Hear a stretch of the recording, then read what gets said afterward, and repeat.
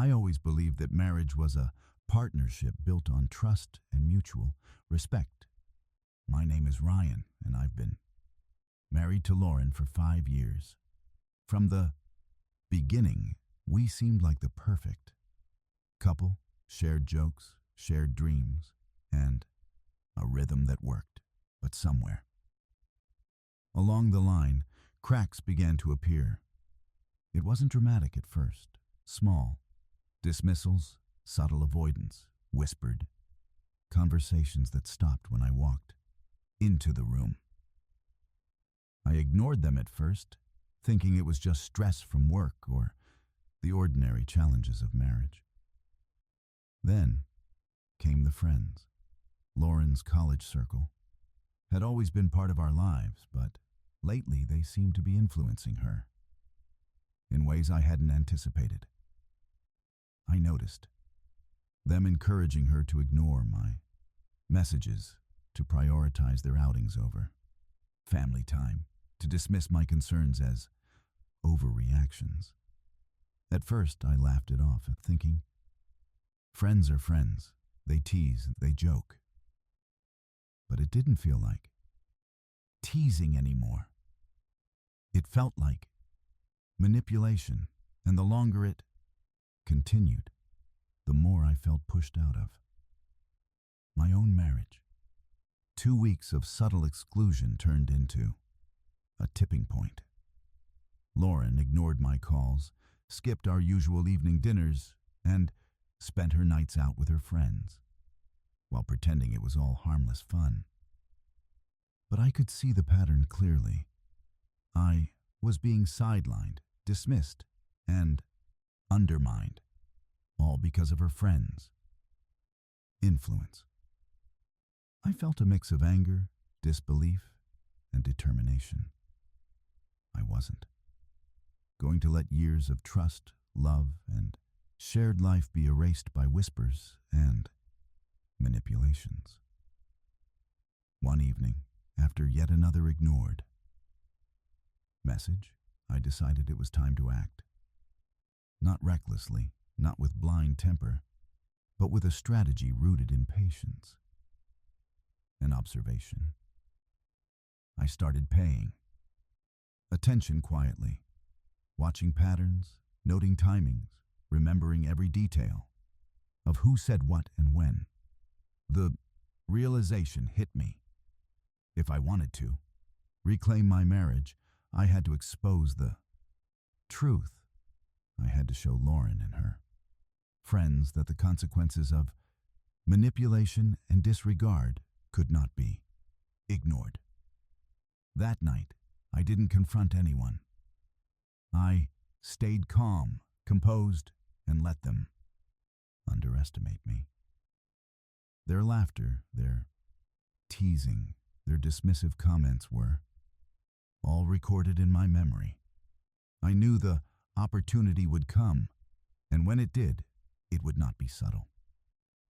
It would be a revelation, a reckoning, a moment that would leave no room for excuses, because manipulation, once exposed, has a way of demanding accountability, and I was ready to make them regret every moment they thought they could push me aside.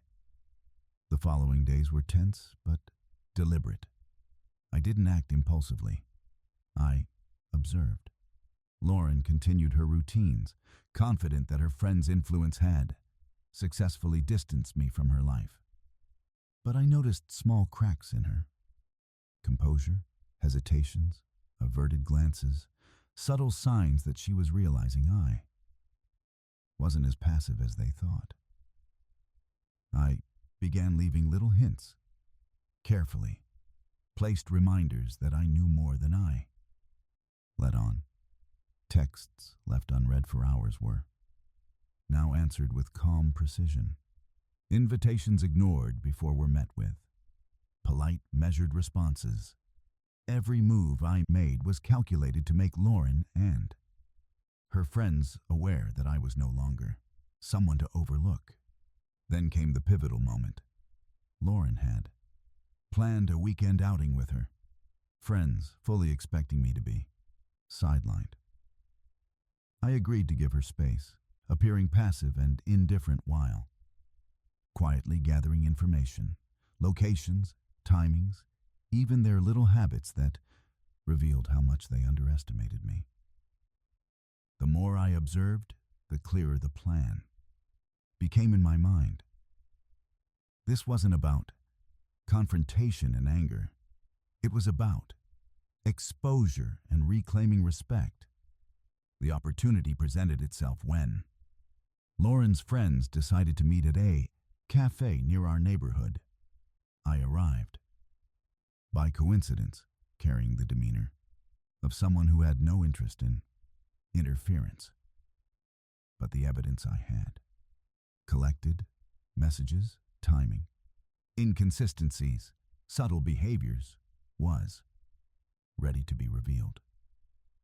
I approached them casually, starting with small observations, commenting on things they had assumed I wouldn't notice. At first, they laughed, dismissing me. But as I detailed timelines and exposed subtle lies, their expressions changed. Surprise, discomfort, and finally realization. Each step was deliberate, measured, and unyielding. Lauren watched silently at first, her face a mix of shock and fear. She had underestimated me, believed her friends. Influence had isolated me and assumed I would remain passive. But as I methodically revealed the truth, piece by piece, the atmosphere shifted. Her friends, who had once been so confident, were now apologetic, defensive, and visibly shaken. I maintained my calm, letting the evidence speak for itself. It wasn't about humiliation. It was about accountability. By the time the conversation ended, the dynamic had completely changed. Lauren's friends understood that manipulation comes with consequences that dismissing someone's presence and feelings can backfire dramatically.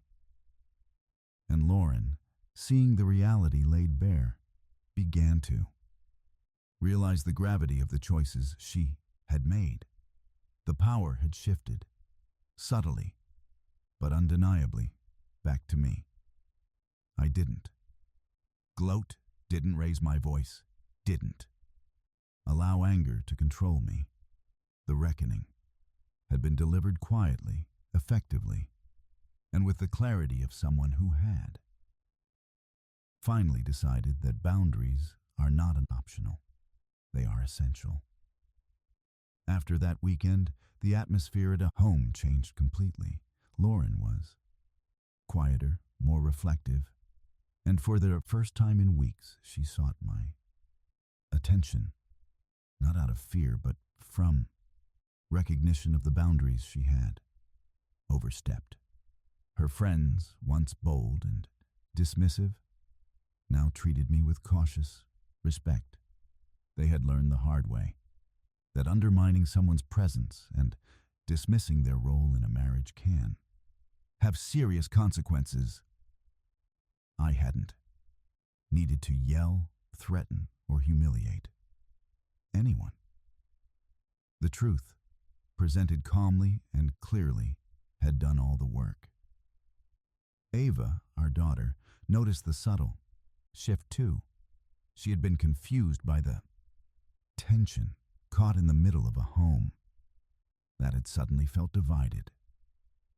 But now, she began seeing her parents as a team, again understanding that problems can be addressed without chaos, that mistakes have consequences, and that respect is earned, maintained, and defended.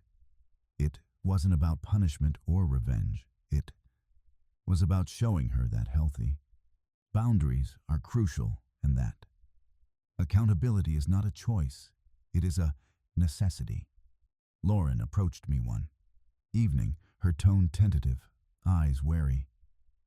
I see now, she began, how wrong I was to let them influence me, to ignore you, to let this go on. Her admission was a start. Not full forgiveness, not immediate reconciliation, but a start nonetheless. I nodded, accepting her words but not forgetting the lessons learned. Trust, once shaken, must be rebuilt carefully, deliberately, and only when both parties commit fully. Her friend's influence had caused fractures, but my measured response had repaired some of the damage by asserting clarity, respect, and personal boundaries. In the weeks that followed, life returned to a calmer rhythm. Lauren and I rebuilt communication step by step, negotiating space, honesty, and mutual understanding. I remained firm, never forgetting the lessons from those 2 weeks of manipulation. Her friends, while still part of her life, no longer dictated her choices or undermined our household. The experience had been a test of patience, observation, and strategy, one that demonstrated that quiet resolve can often achieve far more than anger or confrontation. I also realized something vital. Relationships are not only about love. They are about vigilance, boundaries, and the courage to assert oneself when those boundaries are challenged. Marriage isn't passive. It requires engagement, awareness, and sometimes the willingness to reclaim authority without hostility by observing, waiting, and responding. Strategically, I had restored respect in my marriage and taught everyone involved, the friends, my wife, and even Ava, a lesson in accountability that would resonate for years to come. Those 2 weeks of tension, careful planning, and quiet observation had turned into a pivotal moment in our marriage. It was no longer just about who was right or wrong. It was about establishing a foundation where trust, respect, and personal boundaries could exist firmly and clearly. And as I watched Lauren begin to genuinely reconnect, I felt the quiet satisfaction of knowing that manipulation, when met with patience and strategy, can always be countered, and respect can always be reclaimed.